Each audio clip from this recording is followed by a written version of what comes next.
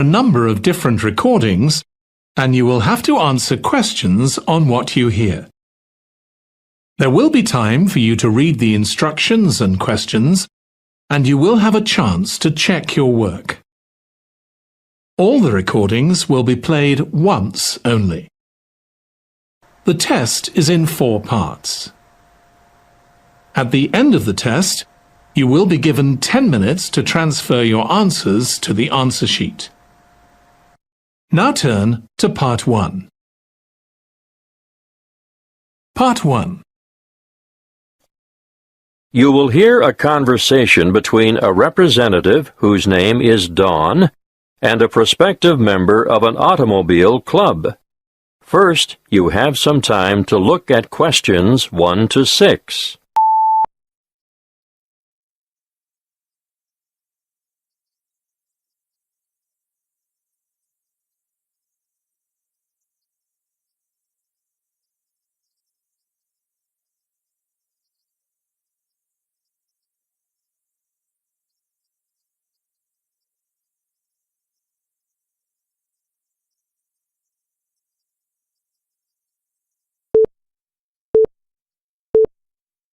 Now we shall begin.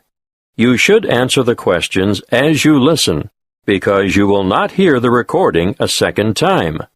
Listen carefully and answer questions 1 to 6. Good morning. My name is Dawn Buffett. How can I help you? Good morning, Dawn. I'd like to join the club. Wonderful.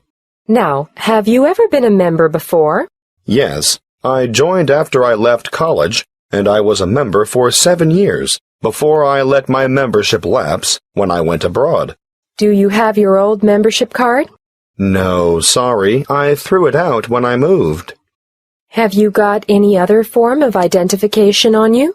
I've got my driver's license, and my passport, and a couple of bank cards. The license will be perfect. Here you are. Thank you. Oh, the photo is not a very good likeness, is it? No, I've shaved off the beard and cut my hair since that was taken. I'm going to have to make a note of some of these details, and I'd like you to correct me if any of them have changed.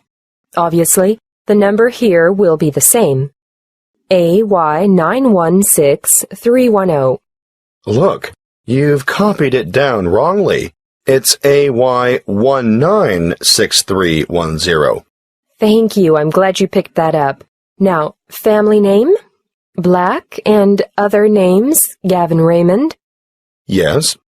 And you were born on the 22nd of January, 1973. That's correct. Can I just remind you that you'll need to renew your license by the 19th of May, 2012? You wouldn't believe the number of people who get caught out with an expired license. Thank you. I must admit, although I carry it around in my wallet, I wasn't really aware of that. Not many people are. I've been caught out myself.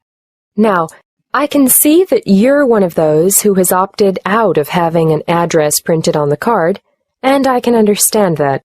Personally, I think it's better security not to have it, in case your wallet gets stolen, for example. I agree. Can you give me your current address for our records? Yes, of course. I live at 29 Sunset Street, Meadowbank. Thanks. Actually, my uncle lives in the same street. It's a very nice area, isn't it? Yes, pretty good. Now, you've got 3 classes of license: motor car, motorbike, and heavy vehicle. Do you want to be covered for all 3? Oh, not anymore. I had a motorbike when I was a student, and then, before I went abroad, I worked as a truck driver for a while, but I never want to do that again. These days, you'll only find me behind the wheel of a car. Well, that's all done. Now for one final question. What's that? I need to ask you whether you've ever had any driving or other convictions or endorsements on your license.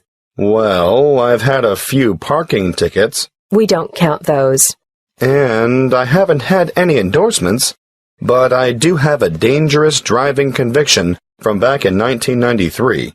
I was young and inexperienced, and going too fast in wet weather, and I slid off the road and hit a power pole. Well, I have to make a note of that, but you're lucky. Because it's over 15 years ago, it won't be held against you. Before you hear the rest of the conversation, you have some time to look at questions 7 to 10.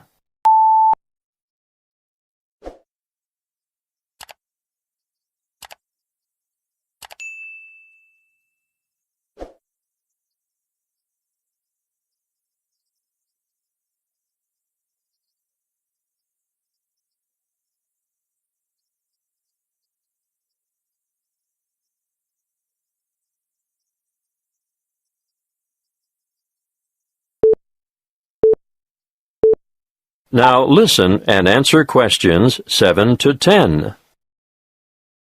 We've changed quite a lot here at the Royal Car Club since you were last a member. Oh? We now have 4 different levels of membership, starting at blue, then moving through bronze to gold. What does that mean exactly? Well, you get a different level of service and different benefits depending on what you choose. Of course, that is reflected in the annual fee. The more benefits, the higher the fee. I see. The standard club care comes with a 5% discount at bronze level and a 7.5% discount at silver level. And gold? If you own more than one car, I'd recommend the gold level because you only pay half the fee on your first vehicle. I'm not sure I need that. Well, bronze and silver have $10 and $20 off the insurance fee, but with the gold membership, say you had an accident and your car was badly damaged or off the road for any length of time, you'd be eligible for car hire at no extra cost. That's good. There's one more thing. If you need to borrow money to purchase a new car, we offer personal loans at a reduction off the general applicable rate. These start at 0.25%, go up to 0.5% at bronze level, and increase to 0.75% at the next level. Gold has a whopping 1.25% reduction on the applicable rate. Well, that is something I should consider, perhaps. Thanks for your help. I'll think it over and let you know.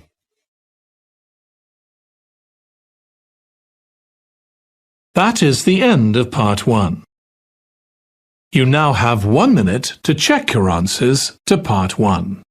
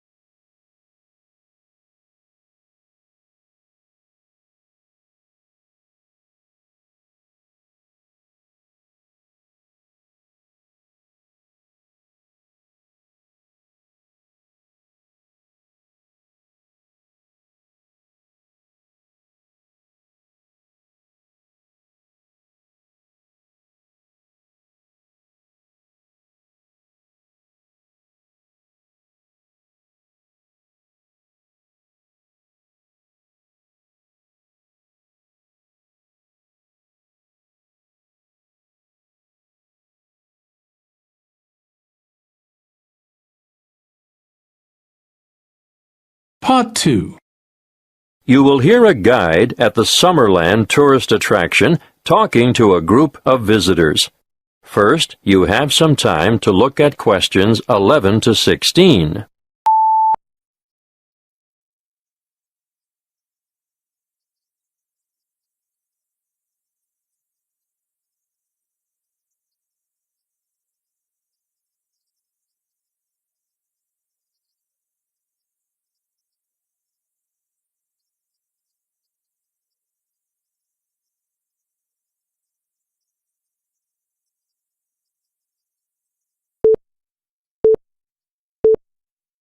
Listen carefully and answer questions 11 to 16.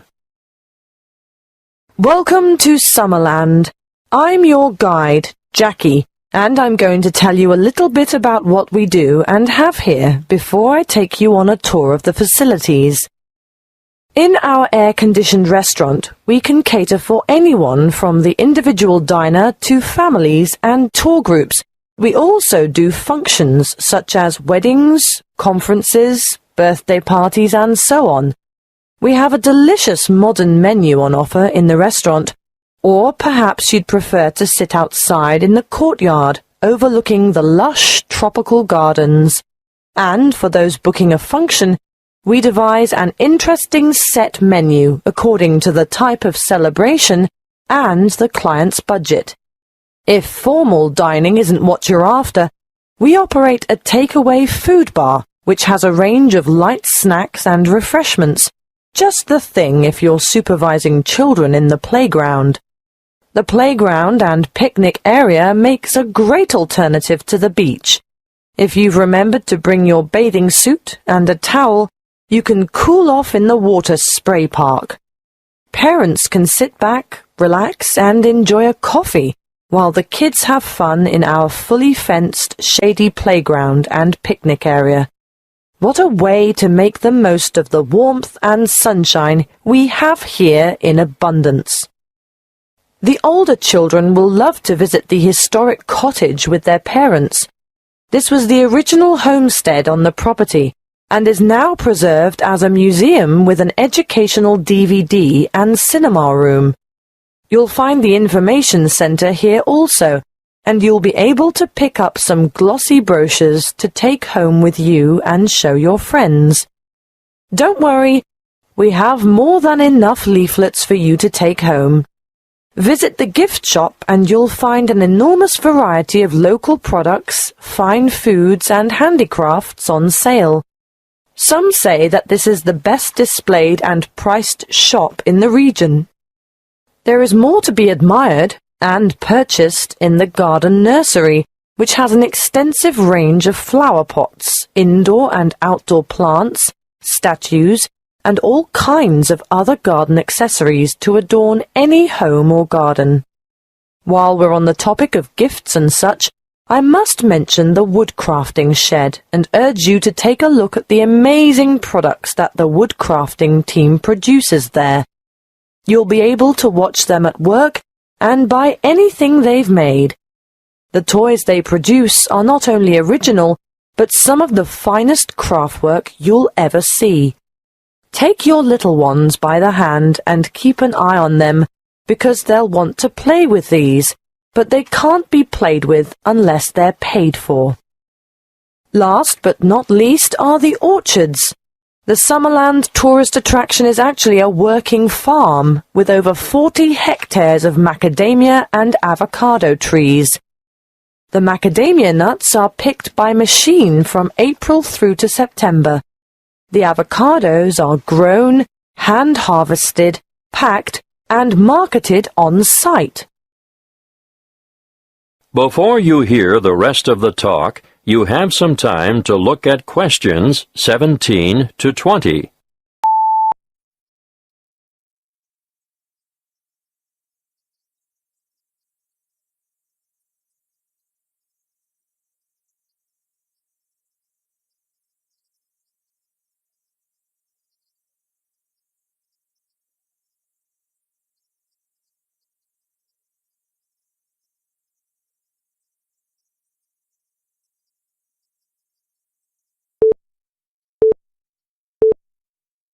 Now listen and answer questions 17 to 20.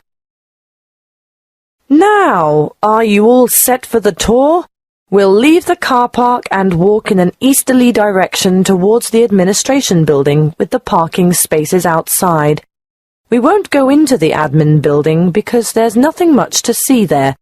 Instead, we'll walk in a northeasterly direction towards the museum. But before we get to it, we're going to turn right, walk past it, and go into that enormous building to watch how the avocados are graded and packed.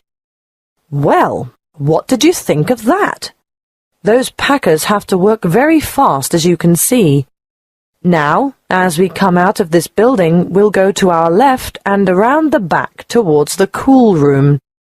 Of course, this is where all the fruit is stored after packing. There are a lot of boxes of fruit in there. Nothing very interesting to look at, but we will stop at the other building to see how they make the cardboard cartons. See how everything is mechanized, so there is very little labor involved? I'm intrigued by how those machines operate, just like clockwork. It does get very hot in there, though, doesn't it? Which makes the thought of a peek inside the cool room quite attractive. But no, we'll skip that and make towards the building in the far northeastern corner of the facility, where they take the husks off the macadamia nuts. It's quite noisy, but absolutely fascinating. Now we'll take a shortcut heading west through the orchard to the woodcrafter's workroom and shop, and I'll give you a few minutes to browse. Take note of where this is because I'm sure you'll want to come back here later this afternoon in your free time. Is everyone still with us? Right, let's go south now and take a leisurely walk through the picnic and playground area with the water feature. But we want to end up over at the garden shop at the northern end of the car park. We'll have to walk through the little gift shop first to gain access to the garden shop, and I'm sure you won't be able to resist getting some nice little presents for the folks at home. Are you ready for lunch now? I know it's been a whirlwind tour, but the restaurant has us booked in for 12:30, and after that, you're free to take your time wandering around until the bus leaves at 3 p.m.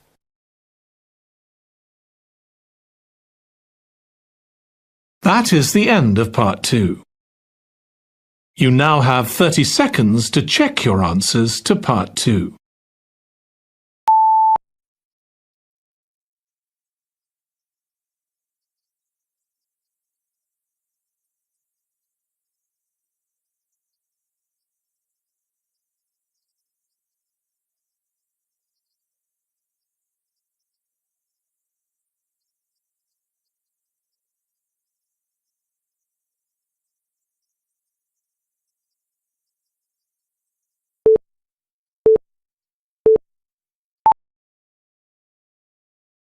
Part 3. You will hear a conversation between a lecturer and two horticulture students who are preparing a display for a science fair. First, you have some time to look at questions 21 to 25.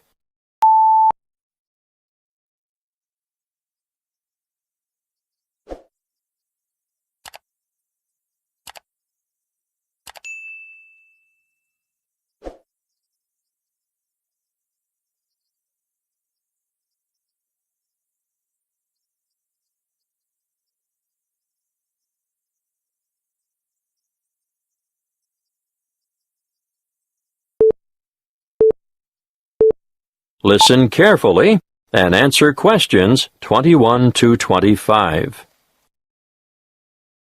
Good morning, Annie. Tony, how are you? Fine, thanks. Well, tell me what you have here. We thought we'd look at different methods of hydroculture. Uh-huh. In the true hydroponics method, the roots are bathed with water and nutrient solution, while support for the plant must be provided above the container. And alternatively? Alternatively, the plants can grow with their roots in a substratum, such as sand, vermiculite, or LECA granules. LECA stands for Lightweight Expanded Clay Aggregate, and vermiculite is... Thank you, Tony. I know what vermiculite is, but you should be prepared to give details about all these things to the visitors. Can you explain what the advantage of LECA is over traditional soil? It's a natural product, manufactured from clay. It's colorful, lightweight, and perfect for allergy sufferers. That's right. Now tell me why. Because it's clean and hygienic, bacteria and soil diseases don't get a chance. Well, you could say that on this chart here, ideal for household plants. And we'll point out that the growing medium itself makes no contribution to feeding, which is provided in solution with the water. Good. Now tell me what you've got here. This is a simple version of the first method, using a wide-neck jar which we've filled with water and nutrients, leaving space at the top. As the roots need to be in darkness, we'll cover the sides of the glass with brown paper later. How did you get the plant through the cork? We made a hole through the center and cut the cork in half so we could fit it around the plant stem, and we padded the hole with cotton wool. Well, that's a good demonstration of the principle involved, and ideal for a houseplant, but many people will want to see a wider application. What about more plants? We haven't quite finished the preparation yet, but over here you can see a bigger container.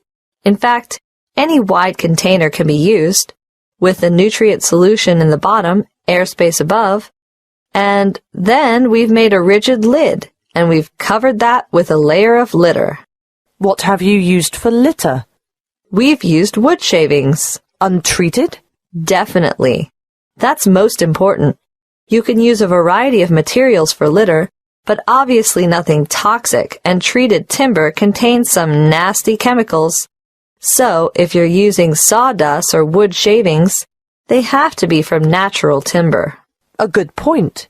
Yes, we'll make a note of that when we list possible ingredients for litter. Be sure to explain the purpose of the rigid lid. It's wire mesh, isn't it? And why the litter layer is important too. Well, the mesh is just a platform to keep the litter out of the water, and the primary function of the litter is to exclude light from the root space. Before you hear the rest of the conversation, you have some time to look at questions 26 to 30.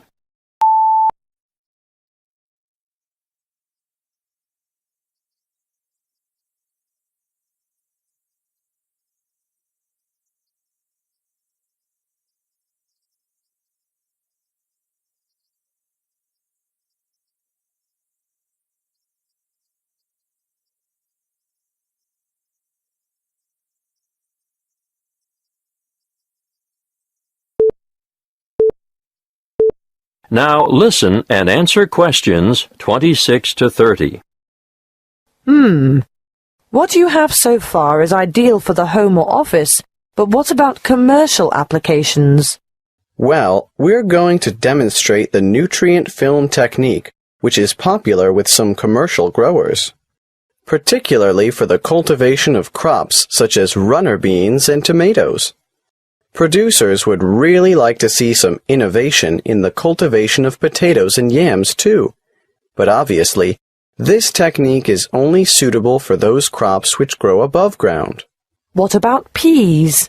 Well, we found peas were awfully tricky to grow using this method, although we're still unsure as to the reason. Where's the exhibit? I don't see it anywhere. Well, that's because we haven't finished it yet, because we're going to have to procure some mature plants first. We didn't think far enough ahead to have started them off earlier, and when we do get them, we'll have to handle them carefully. Yes, because when our model is finished, you'll see how the plants are held in position by a plastic tube which almost encloses them completely and is quite loosely fastened around the stems. Yes. And the feeding or watering system? Well, it's a bit different. On a large scale like this, you need to have the food solution trickle down through the tubes. Yes, but the solution must also be rich in oxygen. And what? It just bathes the roots?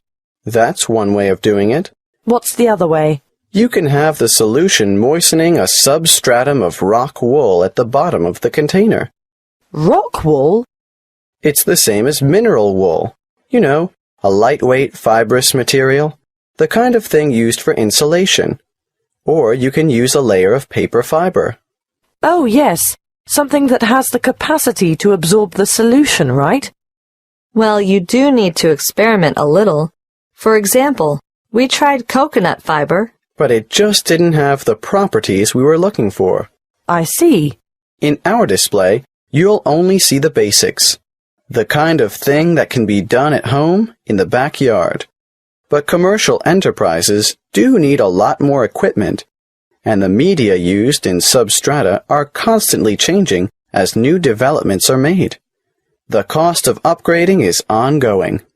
And there's always the potential of outright failure when changing systems from one you know and understand to an innovative one. Of course, there's no room for guesswork in business. You have to try to get everything right first time. That is the end of Part 3.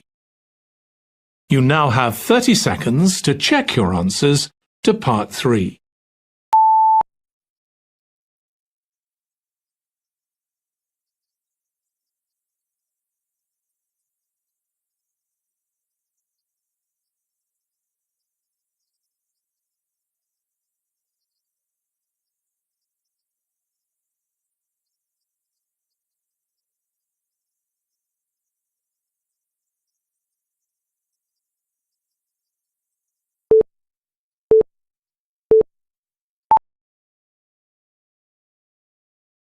Part 4.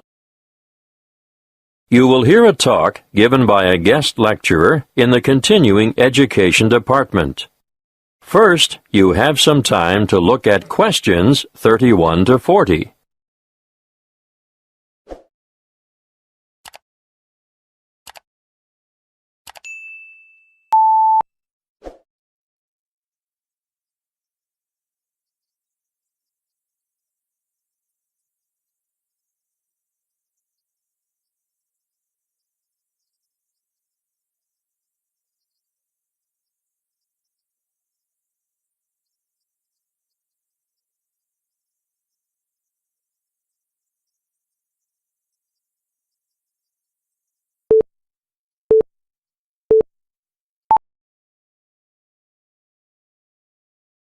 Listen carefully and answer questions 31 to 40.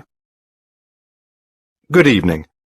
I'd like to thank the Continuing Education Department for hosting this series of lectures on people behind the names you thought were fiction.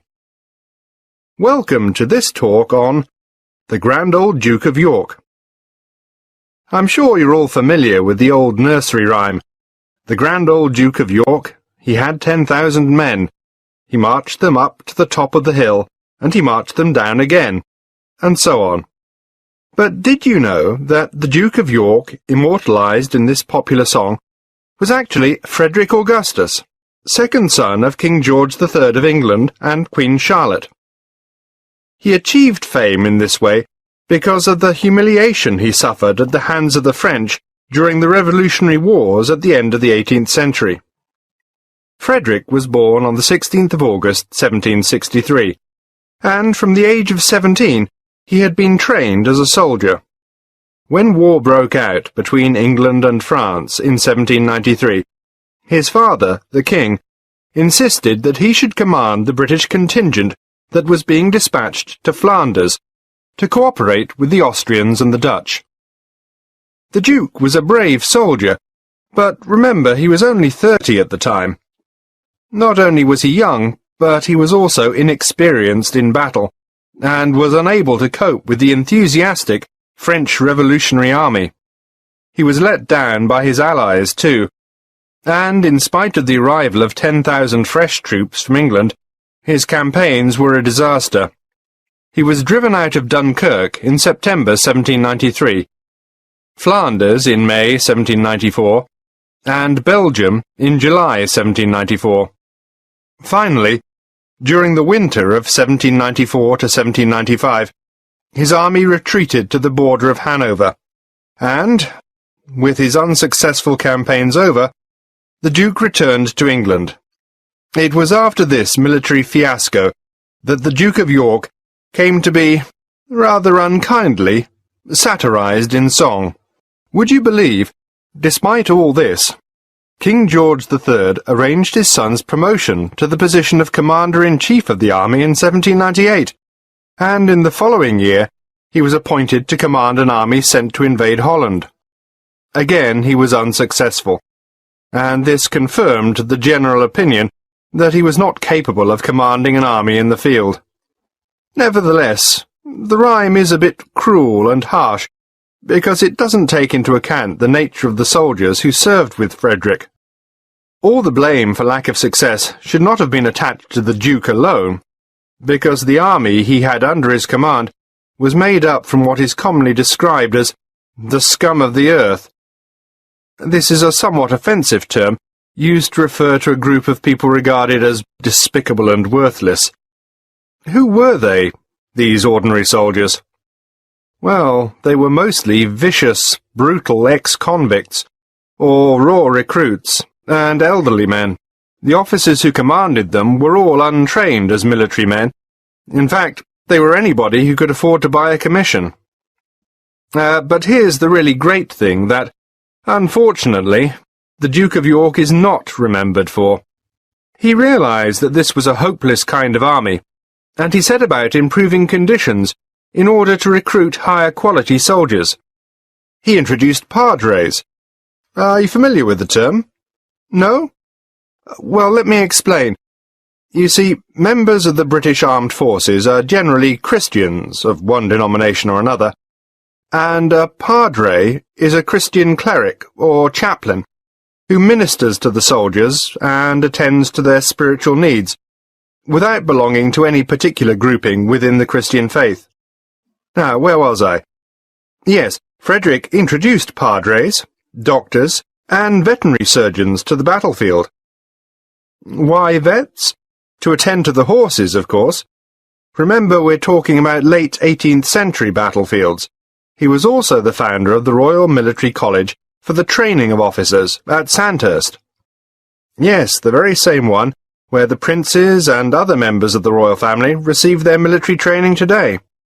Frederick also founded the Duke of York's School in London for sons of soldiers killed in battle. His name is perhaps better commemorated by this school in Chelsea than by the column that stands at the top of Waterloo Steps in St. James's Park. In 1807, the Duke was involved in a scandal with a woman, and as a result resigned as Commander-in-Chief. But he was reinstated in 1811 by his elder brother, the Prince Regent, who later became George IV of England. He continued in this post until his death in 1827. That is the end of Part 4. You now have 1 minute to check your answers to Part 4.